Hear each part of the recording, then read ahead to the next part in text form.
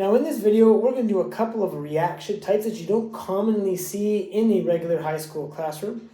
And to do that, we're going to synthesize a compound called copper 2 chloride because it's one of the best agents to do quite a few of these reactions. So once we've synthesized this copper 2 chloride, and one of my favorite ways to do it, we're going to do a flame test with it to see what different colors that show the presence of certain ions in that solution.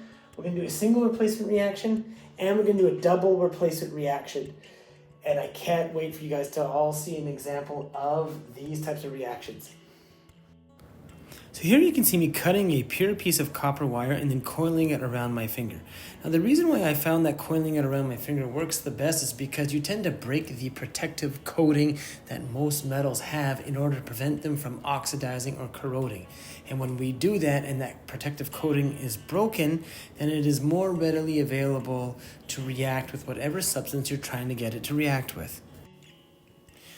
Once I've got my piece of copper wire coiled nicely, I'm going to put it inside a highly concentrated solution of hydrochloric acid. Now the thing is, hydrochloric acid and copper are not normally spontaneous, or they don't readily react. So we're going to have to introduce a strong oxidizing agent of concentrated hydrogen peroxide in order to really catalyze and get this reaction going properly so that I can react and get my copper 2 chloride. As you can see here, I'm already having signs of a chemical reaction where it's starting to turn light green.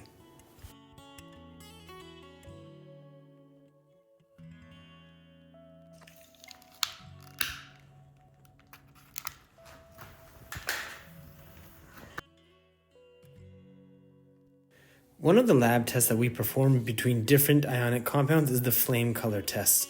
Based on the color of the flame, we can tell which ions are present in the solution, and we use this handy chart found right in your chemistry data booklet to help us identify, based again on the color, which elements are present. And here we can see that copper is present due to the blue-green. Now, a good concentrated copper chloride solution should readily react with any aluminum metal. So we put aluminum foil in a solution of copper chloride, and as we can see here, we got quite a vigorous reaction, and it produced exactly what it should. If you look at the size of the container here, those brown spots on the side and that brown clump in the middle are solid pieces of pure copper metal. So it was safe to say that my copper chloride solution was up to par.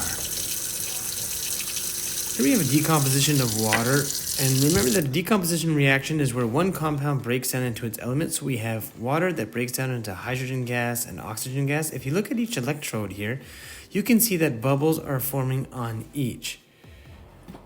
The bubbles on one electrode is the hydrogen gas, and the bubbles on the other electrode, although not as many, is the oxygen gas.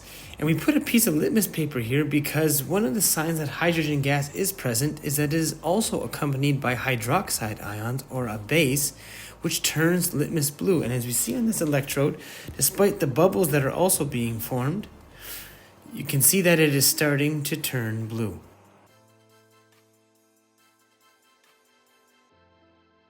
So we start this demo off with a weak base, and one of the properties of a weak base, other than having a pH above 7, is that they turn all litmus paper blue. So whether I put blue litmus or red litmus, you can see that when we place it into the solution, they both turn blue. It's just more obvious with the red litmus paper. Now when it comes to acids, they make all litmus paper, whether it's red litmus or blue litmus, turn red. And so we see here that the red litmus remains red, but as soon as we switch to the blue litmus, it will become a clear red or pinkish color, and that's the biggest indicator of an acid. And if we use a universal pH indicator, remember that all acids have a pH that is below 7. Lastly, all acids and bases react vigorously together to create what is called a neutralization reaction. These are exothermic reactions which release heat and produce water, and due to the heat, often produce gases as well, which would be the reason for all the bubbles you're seeing here right now.